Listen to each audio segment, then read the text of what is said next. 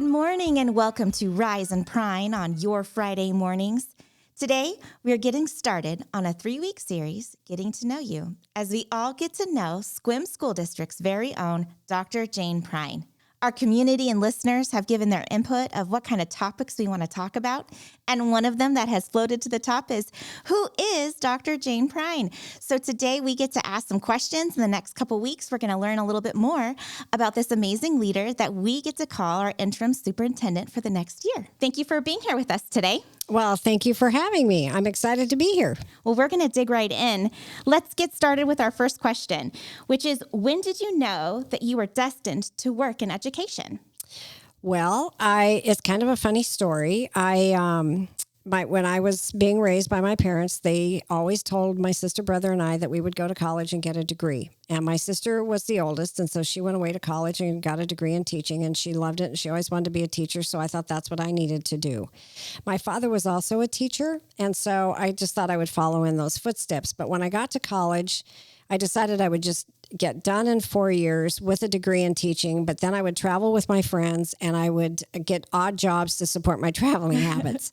But when I started to student teach in the first grade with my cooperating teacher, she was so amazing and never said a word to me, but made me realize just I was destined to be in the classroom at that point. And so that was just a really fun experience. Such a sweet story. I love hearing that. It is a sweet story. I love hearing just the impacts that teachers have. They really are great. And it starts right when you're first little going into school. Mm-hmm. Those teachers are your first role models outside of mom and dad.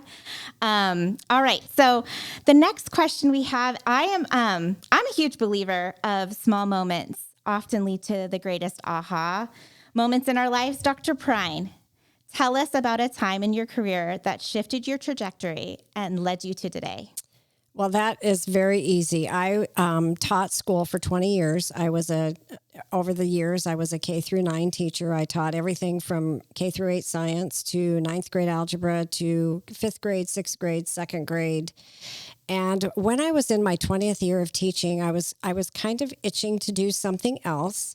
Wasn't quite sure what it was, but I also had a degree in special ed. So I went to my superintendent and said, you need a special ed director, and I would like to be that person. So he said, well, go get the classes you need, and then you can be our special ed director. So I said, great, because we were in a cooperative at that time, and the cooperative was dissolving. So we didn't have anybody to lead the special ed department.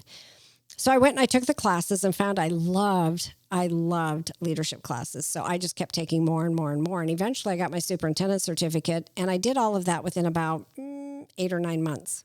Oh, wow. So I was on the fast track there. So then I finished my last superintendent class with my internship. So I started in June of the year before, got my administrative credential. Then I was able to get my superintendent credential, and then the superintendency came open, and I was given the job. I was given the opportunity to become superintendent. So that was kind of a fast trajectory, and I would not recommend that. I think people need to go through the different steps because it was such a steep learning curve, but I learned a lot. Yeah. And that's what led me to be here today. So since you love doing leadership classes, what would you say are the 3 most important leadership skills that someone can possess? I would say the 3 would be servant leadership. You need to know who you are as a human being. You need to know what your values are, because that's how your decisions are made. And you need to be able to serve the people around you. And so one of the nice things about being a teacher for 20 years is I understand the classroom. I know it's changed since I was there, but I know how hard people work. I had anywhere from 8 students one year, it only happened once, to 38 students. So wow. I know the range.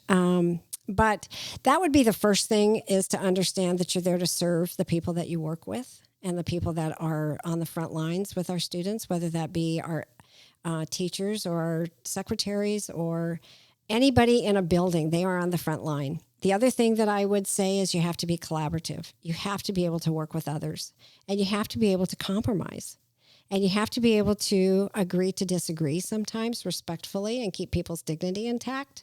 And I would say the third thing is you need to be decisive. You can't waffle. Once you have the information and once a decision needs to be made, then you need to make the decision. And then you need to own that decision. Yeah.